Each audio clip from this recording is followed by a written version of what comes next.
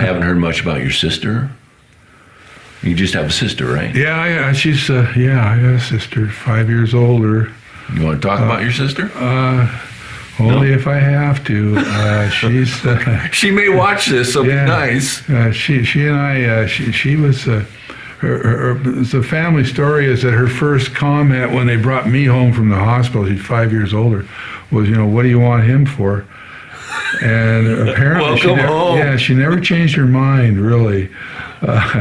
Until we got older again, a little bit like my father. She's an awful lot like him, which is not what she wants to hear. But she and I had that. I learned a lot from her.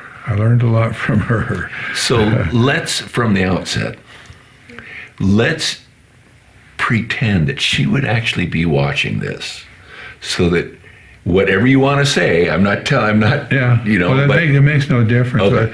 Luckily, I grew up around people that it didn't matter. You said what you thought, and you couldn't really insult them. They would just come back at you with something worse, than anything you said to them. So it was, my dad didn't get in trouble for insulting him at all. And if you could do it with a little bit of humor, he would laugh along with everybody else. Yeah. But and my sister was the butt of a lot of our jokes, and she was wide open for him because she was kind of pretentious, and she was always the oldest child. She had a lot of responsibility. The parents actually paid attention to her, which screws everything up. So she came on thinking she was somebody, and life kept slapping her down, and we helped it. We helped it. I helped it. She had a little brother that was just. I was disrespectful, to say the nicest thing I could say. I played a lot of tricks on her, and she always got me back. There was no problems with that. She could retaliate. She was tough. My dad, like I say, had been a fighter, and my sister grew up pretty much the same way. She would fight. She was in grade school. She would fight. She grew out of it, but not with me so much. She would lay into me too. But as when I was 3, 4, 5 years old, my first memories are of her protecting me from some of the other kids in the neighborhood who were. She would just wade in and knock somebody down, and then that would be the end of that problem. Did she graduate and get married and move on, or what? Oh yeah, she married the wrong guy. She ran for legislature in state senate in Montana. She wasn't old enough to vote when she filed for the office, so she lied about her age, and ran for. And she almost made it. This seems to be a thread. Yeah, she almost made it, but 2 weeks. She would have made it, but 2 weeks before the election, she got in a fight with my dad, who was the one that talked her into running in the first place.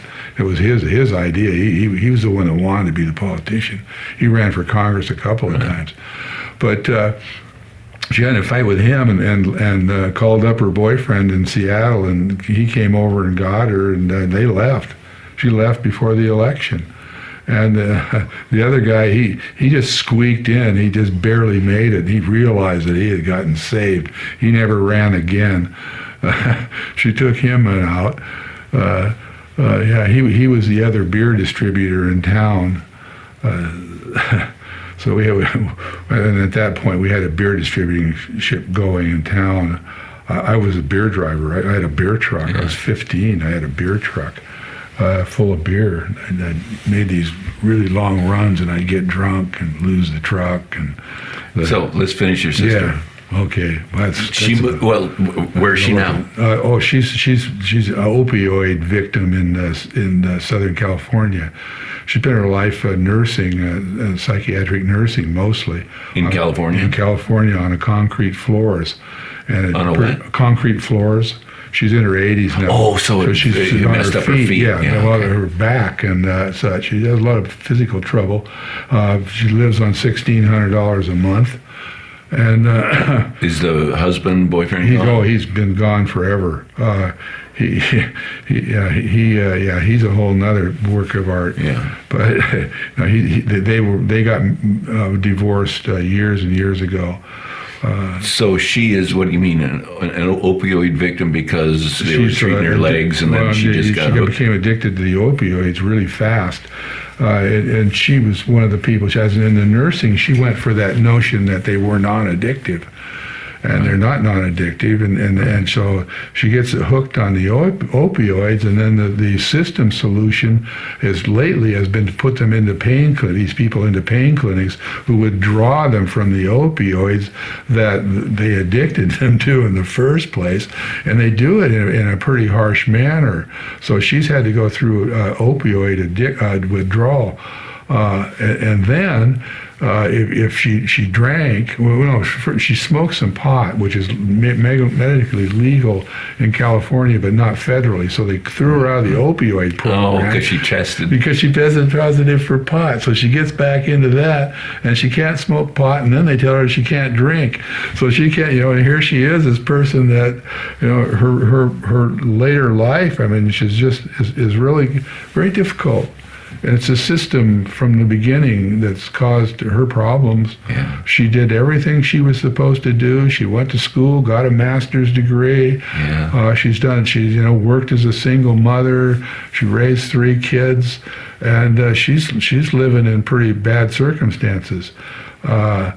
It's not pretty. It's not pretty. Normally, you wouldn't think a nurse would fall into that sort of problem, but pain is pain, and that stuff came out, OxyContin and all that stuff. They thought that was harmless. They said that was harmless.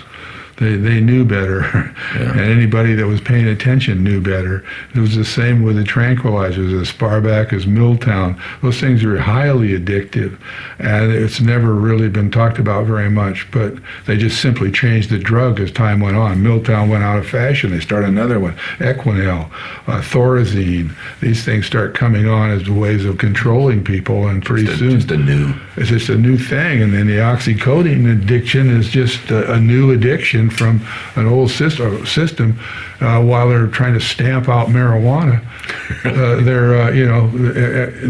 it's not very well thought out. And I just went off on a rant that nobody's interested in, and I'm not interested in it either. Yeah. Oh yeah, it's a rough life out there, and between and beers. The beer's the king of the drugs. Beer takes out more people, causes more harm, more damage, more broken families than any of them. Yeah. Than any of them. And so many people are almost instantly alcoholic. I certainly was. The lucky ones survive it. And that's a whole nother story. I'd stopped drinking. I haven't had my last drink at 29. And given my background and where I came from, the women go to college and the men go to jail. It's different. Anything more on your sister? Oh, Mary was a pianist. She's played concert piano. She's done all kinds of things in her life. She's been my sister, and which means that she's been whatever the butt end of trouble I can give her, and I've given her a bit. Do you guys ever talk? Oh yeah. I call her every few days. And good. Now it's getting hard because she's too messed up to really actually function with a telephone sometimes. She goes in and out of it. They get it, and it's all controlled. She doesn't do anything there's no street drugs. She's never touched anything off the street. Right. This person is straight arrow, and yet you don't really know whether she's home upstairs or not because of what what she's gone through. It's sad for me to see her, and I help her whenever I can. Mm. No, we make a lot of jokes, and when I talk about her, that's why I don't care about her seeing anything that I say about her, because I talk about her to her, and we're just not a problem. Okay. I would never say anything about her that I thought was really bad, because I don't bad feel to that say. way. Right, Yeah. She's just who she is.